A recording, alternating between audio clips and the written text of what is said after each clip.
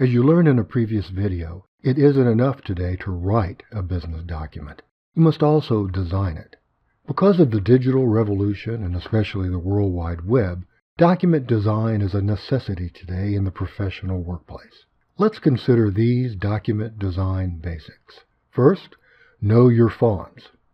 There are thousands of different fonts out there, but they all fall into two main categories: serif and sans serif. A serif is any small line or shape attached to a letter.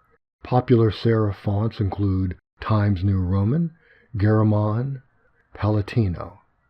The opposite of serif is sans serif, which means without serif. Common examples are Gothic, Arial, Gill Sans, and Calibri. Sans serif fonts have smooth letters that lack the chiseled look and decorations of serif fonts. Next principle: combine your fonts. To give the parts of your document more visual distinction, it's recommended that you combine a serif and a sans serif font. Studies have shown that large blocks of text are easier to read in a serif font. That's why virtually all books, magazines, and long documents use a serif font for body copy. That leaves sans serif fonts, or smooth fonts, for display copy, such as titles, subtitles, and headings.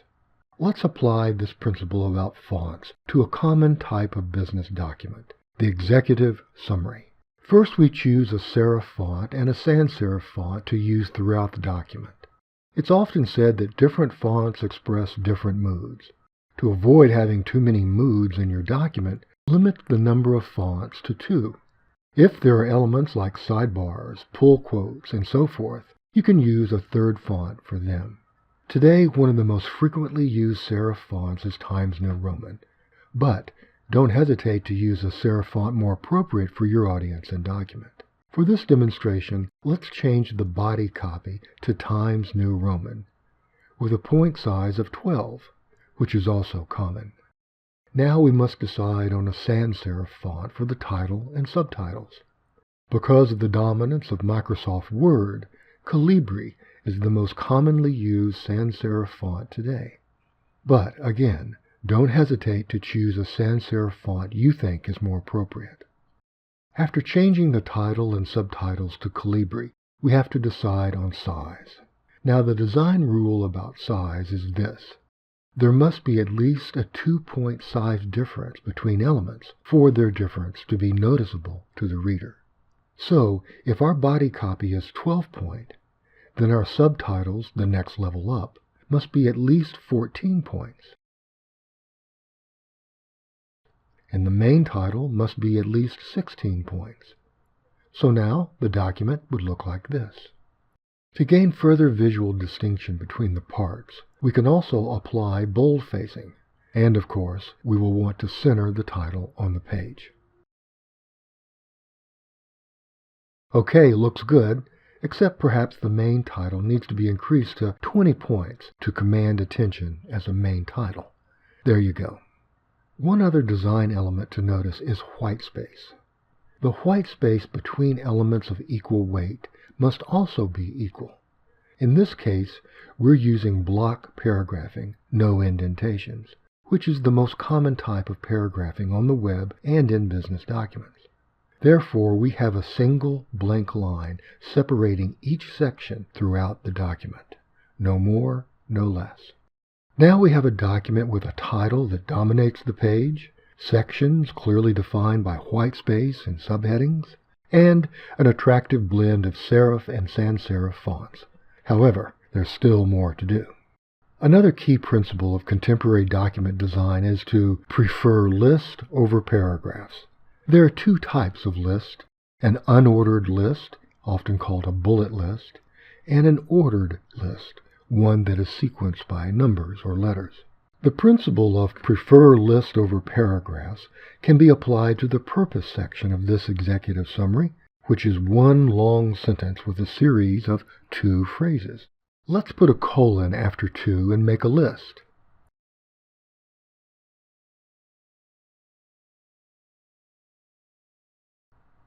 Now we highlight the elements of the list and apply formatting for a bullet list because these items do not represent a sequence that must be numbered. We click on the bullet drop-down menu of the Home ribbon. We can choose one of the available bullet types or define a new type. The new bullet can be either a symbol, such as this diamond, or a picture. Just type in what you want in the search bar and it will be added automatically. Let's use the typical bullet for this list. Now notice how using the list helps to break up the blocky look of the page. We can do the same with the list of recommendations at the end of the document. However, notice that these recommendations are steps that must be taken in a sequence. So, we have to use an ordered list. Again, we highlight the list, but this time we click on the Ordered List options and choose appropriately. Our short executive summary looks more professional now. Excellent. When creating a document such as a long report, you may want to consider some additional elements that can further break up the page and help you achieve a more professional look. These elements are images, sidebars, boxes, and pull quotes. Since this executive summary is about the Chatham County Police Department, a logo could be helpful. To insert any image or icon into a Word document, first click on the Insert tab on the top toolbar and select Pictures. Then navigate to the image on your desktop and click Insert. You may need to crop the image if necessary. To position the image next to relevant text, first right-click on it, select Wrap Text, and then Tight. You can now drag the image to the text it's associated with, in this case, the first mention of the Chatham County Police Department. To control how close or far the text is from the image, right-click on the image and select Size and Position. In the dialog box that appears, select the Text Wrapping tab. Now adjust the numbers accordingly. Right-clicking on the image and selecting Format Picture allows you to add other effects. A sidebar breaks up the page with a small section of text that adds additional information not found in the body. Sidebars can be added as a shape or as a text box. First, activate your cursor in the document. Then click on the Insert tab. Then the Shapes drop-down arrow. Select the square box and your cursor will turn into crosshairs. Draw the approximate size box you need. Then insert your text and align it. A sidebar is one place you can add a third font style. Since we're stuffing a lot of text into a small space, let's use a compressed font like Franklin Gothic Demi-Compressed. Now we adjust the size of the box accordingly. Sidebars often have a background color. To add a color, first select the box. Then, at the top toolbar, click on Format. In Shape Fill, select a background color that makes the box stand out, yet keeps the text readable. Also select a border color and border size that helps the sidebar stand out. Now let's wrap the body text around the box. Select the box and right-click. Then select Wrap Text and Tight. As you move the box, the body text wraps accordingly. Shapes or text boxes can also be used to insert a pull quote. A pull quote is an important quotation repeated from the body copy to emphasize its importance.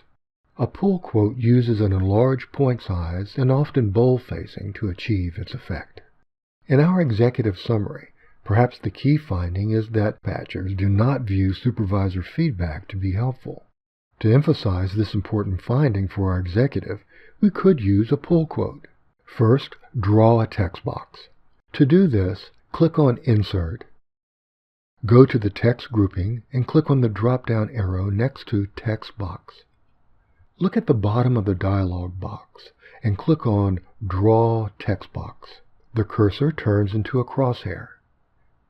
Now draw the text box, and insert the quote. Next, change the font to sans serif, enlarge the text, align it as you wish. You can adjust the size of the text box to achieve the effect you wish. Next, right-click on a side of the box and choose Wrap Text, then Tight. Looks good. Now let's remove the border of the text box. Click in the text box, click on Format in the top toolbar, then click on the drop-down arrow next to Shape Outline and select No Outline. Finally, by leaving its borders on, a text box can be used to emphasize key parts of body copy. For example, if we wanted to add a special note to the end of the Methods and Results section, we would first make space for our box using the Enter key. Then we would draw a text box below the Methods and Results section. We paste in the text and adjust the box accordingly. Since this is a special note, we may wish to boldface the word Note, or even add a background color. As always, when using these design elements, consider your audience. Study similar documents that have been submitted to this audience to help determine what this audience expects. Remember, ultimately, it's the audience that rules.